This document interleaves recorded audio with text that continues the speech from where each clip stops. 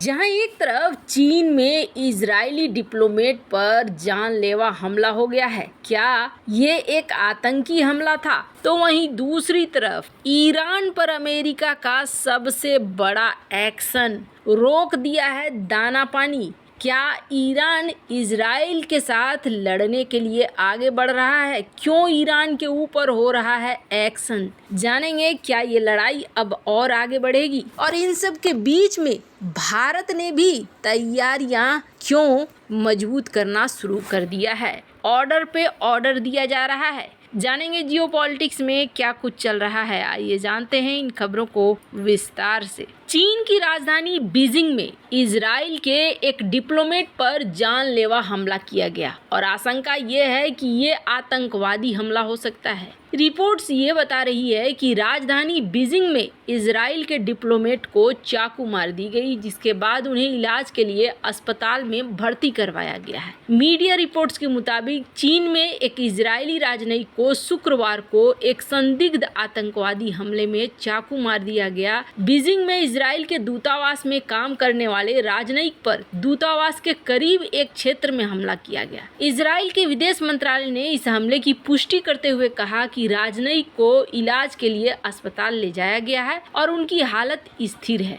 Israeli राजनयिक पर हमले ने इजराइल और चीन के बीच संबंधों को और अधिक तनावपूर्ण बना दिया है। बीजिंग में इजराइल के दूत ने हाल के हमास हमलों की चीन द्वारा निंदा नहीं करने पर निराशा व्यक्त की है। इजरायली सरकार मौजूदा संघर्ष पर चीन के रुख को लेकर अपनी चिंताओं को लेकर मुखर रही है। आपको बता दें, चीन ने इस मामले में गोल मटोल सा आंसर दिया है, पूर्ण रूप से किसी के तरफ सहमति नहीं दिखाई है। अब इजराइल ने हाल फिलहाल में चाइना से रिक्वेस्ट भी किया था कि आप यहाँ पर हमास का समर्थन नहीं करो, इजराइल का समर्थन करो, हमास के खिलाफ बोलो, लेकिन चाइना ने ऐसा कुछ भी नहीं किया। अब इसके बाद इजरायली डिप्लोमेट पर अगर हमला होता है तो ये हमला छोटा नहीं माना जाएगा। आपको बता दें, वियना कन्वेंशन के तहत किसी भी डिप्लोमेट को सुरक्षा पाने का अधिकार होता है और जिस देश में राजनयिक हैं उसी देश का नियम होता है कि वो उसे सुरक्षा दे। ऐसे में ये बात अभी बड़ा रूप जरूर लेगी। चाइना और इजराइल के बीच में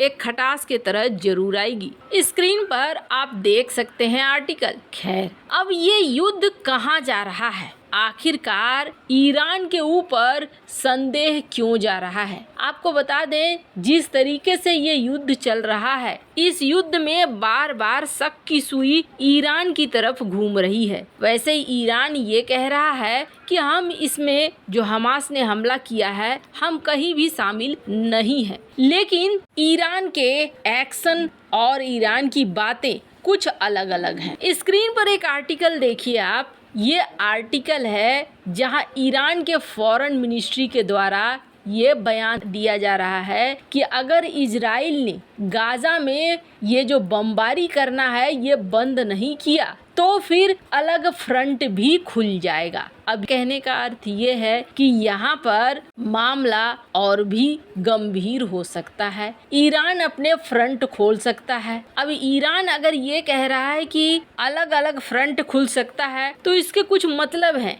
द टाइम्स ऑफ इजराइल की ये रिपोर्ट है जिसमें कहा जा रहा है कि ईरान ने इस्लामिक अरब से बात करनी शुरू कर दी है और इसने कहना शुरू कर दिया है कि जो भी इस्लामिक सदस्य हैं वो सामने आए और सामने आकर इजराइल के इस हमले को रोके। आपको बता दें, रईसी ने हाल ही में सऊदी अरब के प्रिंस से भी बात की है और हाल ही में ईरान के प्रेसिडेंट से भी बात की है। स्क्रीन पर एक आर्टिकल देखिए। इजराइल के जो चाइना में राजदूत हैं, उन्होंने चाइना से कहा कि आप ईरान से बात करो और ये जो बढ़ रहा है झगड़ा, इस झगड़े को रोकने के लिए बात करो। यानी ईरान का नाम बार बार यहाँ पर आ रहा है। वैसे तो अमेरिका ने भी यही कहा है कि हमें अभी तक डायरेक्ट इन्वॉल्वमेंट की कोई भी सूचना नहीं मिली है कि डायरेक्ट तौर पर ईरान इस हमले में शामिल है।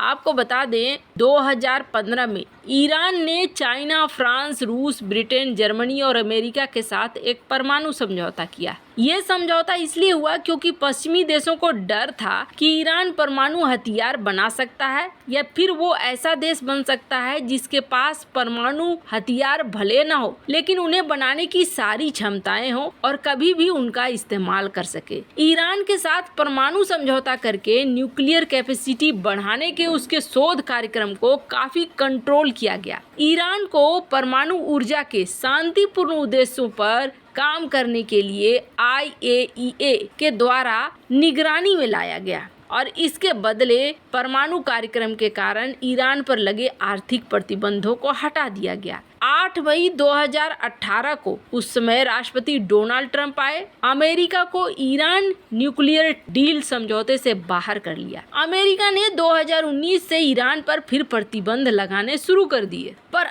आखिरकार फिर अमेरिका और ईरान में एक समझौता हुआ। अमेरिका ने ईरान के $6 बिलियन रोक कर रखा हुआ था जो अलग अलग देशों में एसेट्स के तौर पर थे और इस $6 बिलियन को ईरान मांग रहा था। आपको बता दें, वैसे तो ईरान का बहुत सारा पैसा दुनिया भर में अभी अटका पड़ा है, करीब 41 लाख करोड़ रुपए, और उसमें से इस वक्त मात्र 49,000 करोड़ रुपए पहुंचे थे कतर के बैंक में। दरअसल ईरान और अमेरिका के बीच में एक डील हुई थी और इस डील में ये कहा गया था कि 5 अमेरिकी नागरिकों को जो कैद में रखे हुए हैं ईरान उसे छोड़ेगा और बदले में अमेरिका उसके $6 बिलियन छोड़ेगा। और बीच में तय हुआ कि कतर में दोनों ही चीज होगा, कतर के पास पैसा आएगा अमेरिका से और फिर अमेरिकी जो छोड़े जाएंगे वो भी कतर पहुंचेंगे। और हुआ भी कुछ वैसा ही।